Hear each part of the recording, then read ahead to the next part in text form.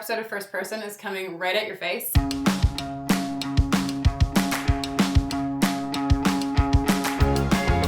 Today's episode is all about fashion. We're going to be sitting down and talking with Nicolette Mason, Rae Tutera, and Arabelle Sicardi, three really important queer people in the fashion industry. Fashion is huge. It isn't just what we wear, and I think a lot of times we think that, but in all honesty, fashion hinges on a pretty strict binary. If you're a man, you're supposed to look a particular way. If you're a woman, you're supposed to look a particular way, and there's not much going on outside of that binary. Also, being a woman in the fashion industry is super tricky because we're told not only how we're supposed to appear, but how we're supposed to appear based on how others are looking at us and who those others should be. It can be really troublesome, and that's why it's really important that we have queer voices in the fashion space. We're gonna head down to the dressing room, which is an amazing boutique and cafe on the Lower East Side of Manhattan, and talk to Nicolette and Rae and Arabelle all about their thoughts on being these unique voices, these important voices within the fashion industry. Yeah, like starting kind of at the bottom, how did you get involved in fashion and start writing about fashion? Like, how did that all happen in your life? I grew up in LA, and I feel like you're kind of just like inundated with fashion from a very young age. And I was always like very conscious of trends and of designers, and you know, there was always a stack of like Vogue magazines and Harper's Bazaars at my house, and I would tag along with my mom to the hair salon and read magazines there. So I don't honestly remember a time when I wasn't conscious of fashion. Everyone knew about me before probably I knew about myself in terms of my sexuality, and probably plenty of people knew about me too in terms of my gender presentation. I just came across like my third grade school photo and like, I'm a boy. You know, I have like slicked back hair, but it's hard to be that third grader when you're an adult. I really wanted to be a visible adult, but in order to be one, I also had to be masculine in a way that made other people uncomfortable. I had my first custom suit made when I was 25. The suit was the crossover garment for me. The blog, I just wanted people to know I was there, and I wanted them to know that they could go into sort of like a traditionally masculine like landscape designed for men and exist there and thrive there. Feel comfortable there. I pretty much knew I was queer forever.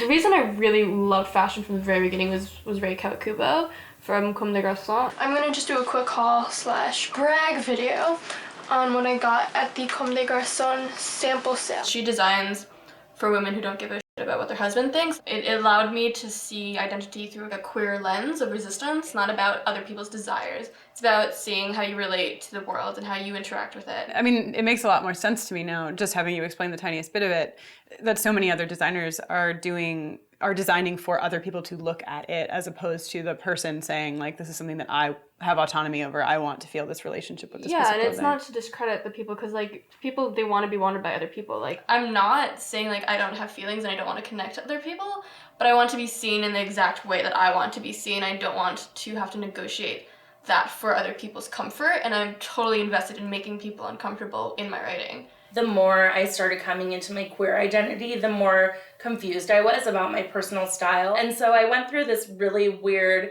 period of my life where I tried to like force myself to wear like skinny jeans and hoodies all the time. Yep. And I looked so not myself, and there were like vests involved. There was a fedora. And it's just like so painful because I was like forcing myself to look like this, the only representation I've ever seen of queer women. Gosh, I'm so glad I'm not wearing a hoodie or a fedora, you know? Yeah, hoodies are great. And no, you know what? Like, if that is someone's personal style, they should be empowered to wear it. But it was not mine. Was any of it for you also recognizability? Like, I mean, Yeah. because I feel that. Like, if I walk down the street, like, I don't tend to dress in, like, things that would make me recognizably queer. Absolutely. Absolutely. You know, it's like femmes are pretty invisible. That's why it's really important for me to be visible and be out in my identity so that other people can have, I don't want to call myself a role model, but I know that I am for a lot of people. Absolutely. And that's important. Do you think that there's something that can be done in the fashion world specifically? Like what can people do to create better spaces, more open spaces? God, there's so much. I think that a lot of designers are moving away from like super feminine ideals in fashion, which is nice. I think ultimately more diversity across the board is going to help, but there still is a problem in fashion where, I can count the number of out gay women in the fashion industry that I know who are like very prolific in the space, who have notoriety, who get press, probably on one hand. When most of us see fashion, it's portrayed in like the either or. But I find it very rare, and I know that people very close to me find it very rare to see formations of dress that break out of those two places. When I imagine queerness and stuff, it's not about like the authentic self. I'm not trying to find the real me. I'm trying to find new versions of me all the time. And like there are designers that are queer and that see the space, and they're being seen right now. I don't know how long that they'll last because the industry might not be ready for them. What needs to be done in the fashion world to allow people to dress the way that they want to dress is kind of what I'm after. Personally, I would love to stop seeing the centering and prioritizing of thin, white, masculine of center, affluent bodies. It's, again, absolutely, they should be represented, but there's so many other identities and cultures and body types and shapes and expressions that exist in the queer community, and they're so rarely put front and center. As someone who kind of fits that demographic, I totally agree. Thank you. That's not the only version of queer that's possible. Like, Right. I'm really interested in seeing how people interpret femininity in an androgynous way, or like you can be androgynous without being masculine. What you just said probably nobody has ever heard before. Yeah. You know what I mean? Like, I think that would be sort Yeah. of groundbreaking to a Or lot that of you people. can be really feminine and still be Yeah. a queer fashion The person. binary or, like is just a thing that we play into because that's what we've been taught. why do we keep mimicking the same traditional gender roles and prioritizing masculinity within the LGBT community? Like, I really genuinely try to understand that. You were talking earlier about the visibility of like seeing yourself on the Tumblr dashboard.